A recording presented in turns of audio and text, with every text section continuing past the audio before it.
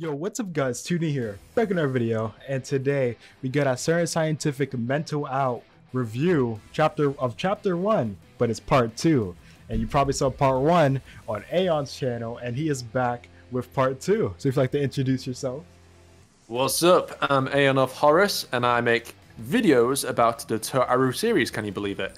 I make content about the light novels, the anime, the spin-offs like we're doing now. Basically anything in the Toaru universe. I am your British self-certified expert. Oh yeah, so if you like Toaru, of course you're watching this, definitely check him out if you haven't already. So honestly, what'd you think? We talked a lot about chapter 1.1, but how do you feel about the second one? Yeah, it followed on pretty much straight after part 1, as you'd expect. Like, there was a lot of gossip from Shokuho's clique about because it left on a cliffhanger, because they said Tsukasa said that, oh yeah, I'm going to dissolve all the cliques in Tokyo Wadai or Shokuho's clique specifically, and then there's a lot of drama and commotion about that. So yeah, I'm wondering if that's going to lead on to some conflict, like a clique war in Tokyo Wadai. And yeah, we also get a spy from Tsukasa infiltrating Shokuho's clique. And yeah, that's bound to cause a lot of drama in the school. Definitely, even it being a part 2 chapter, they always of course have a bit of action, and I thought the action sequence in this chapter was really good. I feel like the trend would be every chapter have a bit of action, and I feel like this one just felt special too, because it felt more tied in, and with these new characters introduced, it was just really interesting to see a situation and a person like, oh no, should I, like, what should I do? But then it was just very well handled, and they're like surprised with the power of these two girls. Yeah, I really liked the message that this fight sent.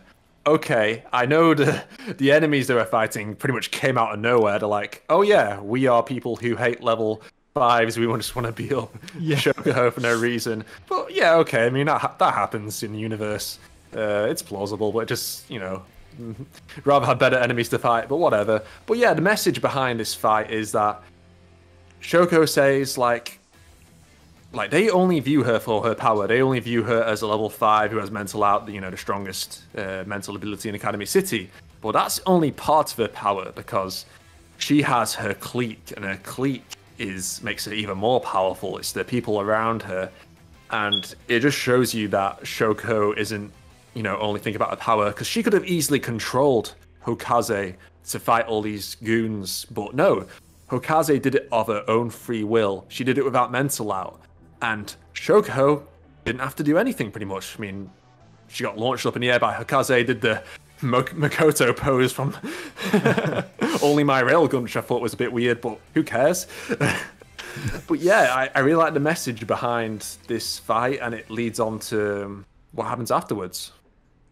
Definitely, and even explained in 1.1 how, if like when it did the question and answers, that oh, she have her friend, that her backup, so it's not just her mental out ability, and it was showcased really well in this chapter, especially where obviously, like you said, don't need the controlling, own free will, and it's just a perfect team. And honestly, in an unpredictable situation that was very unexpected, just the way it was handled and showcased, it was just quick to action, and I really just enjoyed that a lot. Personally, I see where the story is going into, and I would love to see more, especially with Tokyo Wadai and the whole like clique battle. So honestly, I think the student council thing is pretty interesting, and I just love at the end how it mentioned the 80% of the students again. They did it in chapter 1.1, but I love how like started off the chapter in the first part, and it ended it off too. I just thought that was great.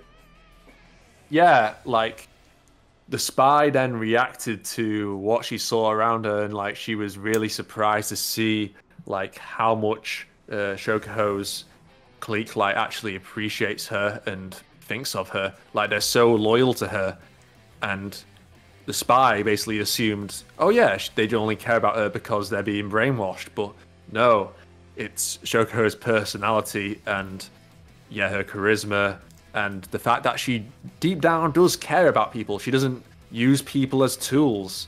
Like this follows on into New Testament stuff, which I won't really get into, but like when she controls people, she looks after them. She wants to make sure they're safe, and if they're, you know, hurt while she's controlling them, then she blames herself and thinks, "Oh my God, I'm such a terrible person for that."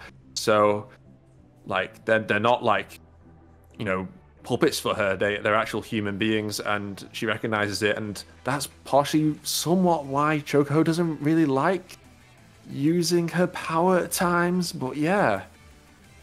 I feel like the spy in general gave the story a really good dynamic. Like it really showed like what do you think as an outsider, like who don't fully know the characters, and like what is your honest opinion about them, just seeing the outside view and then to see what truly happened really puts a perspective onto the story, saying like, oh, it may not always be what it seems. And I thought that was great how the spy was added to really just refill that dynamic and just to really show the reader in general like, oh, there's more to it.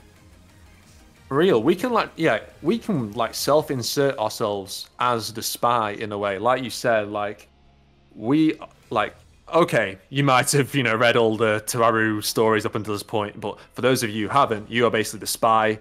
You introduced to all these new characters, and if you know, see Shoko do this stuff, then perhaps you have your own you know, stereotype of her, or prejudice, whatever you want to call it.